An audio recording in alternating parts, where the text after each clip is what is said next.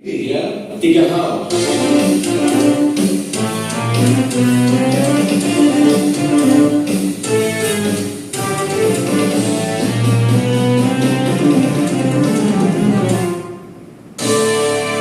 Dr. Hans, saya masih ingat betul Dr. Hans waktu itu bilang ke saya bahwa obat yang paling laku di dunia saat ini adalah pertama penenang, kemudian kedua obat lambung katanya.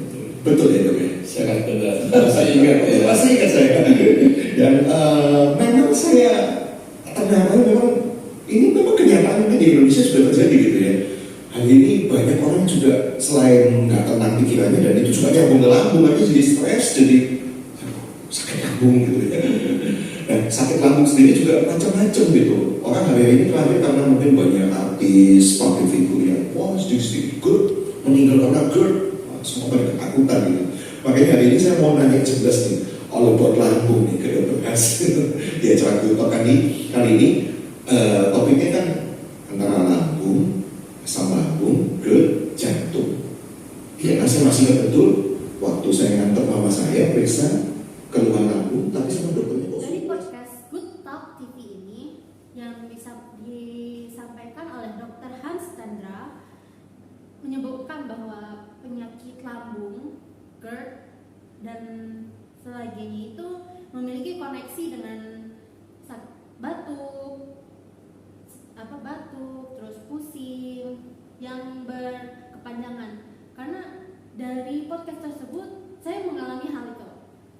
Seperti biasanya saya juga mengalami kayak batuk yang berkepanjangan dan aku masih berpikir bahwa itu adalah long covid yang penyebabnya karena memiliki gejala covid dan akhirnya memiliki batuk yang berkepanjangan.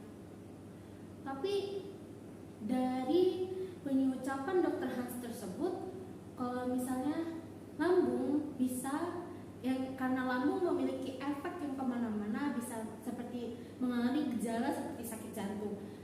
Saya juga sempat mengalami hal tersebut. Ketika saya kelas 2 SMK, saya mengalami hampir 1 bulan tidak masuk sekolah karena stres yang berlebihan.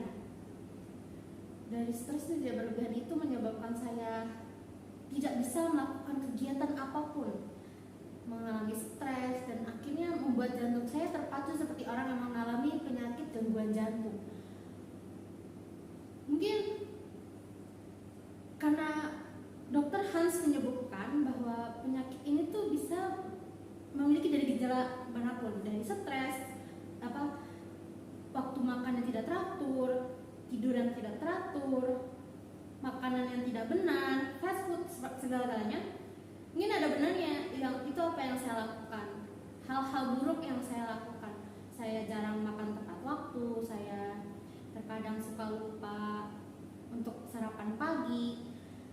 Hal-hal sepele seperti sarapan pagi kadang terlupakan, itu bisa menyebabkan sakit lambung. Terus ada beberapa larangan makanan yang tidak boleh dimakan oleh orang-orang yang sakit lambung, seperti minum kopi, kafein, terus makan makanan pedas, asam, lalu susu sebenarnya tidak boleh diminum. Tapi saya melanggar hal itu. Seperti sekarang aku malah makan Coco Crunch dan itu nggak boleh. Salah saya sebenarnya karena relatif kadang makan yang emang harus sereal karena tersedianya sereal. Kalau sekarang saya tersedianya sereal, jadi saya sarapan sereal. Tapi untuk saat ini kenapa saya makan sereal? Mungkin karena saya sekarang lagi tidak sakit lambung. Saya sedang tidak stres. Hal ini mungkin aku setuju dengan opininya Dr. Hans bahwa sakit lambung bisa disembuhkan dengan rasa bahagia. Misalnya kalau kita sedang berkumpul dengan teman-teman lain, kayak kita di kafe, pokoknya kita kumpul di kelas, di kafe, di taman, dan kita ngobrol-ngobrol, mau minum kopi, mau minum susu, mau minum sesuatu yang asam, mungkin kita nggak akan kaget, kenapa kok aku nggak sakit?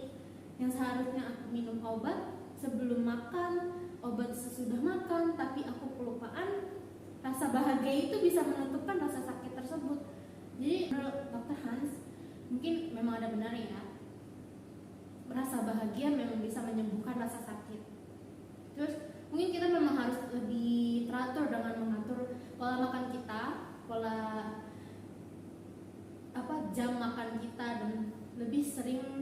lebih baik kita selalu sarapan pagi. Terima kasih.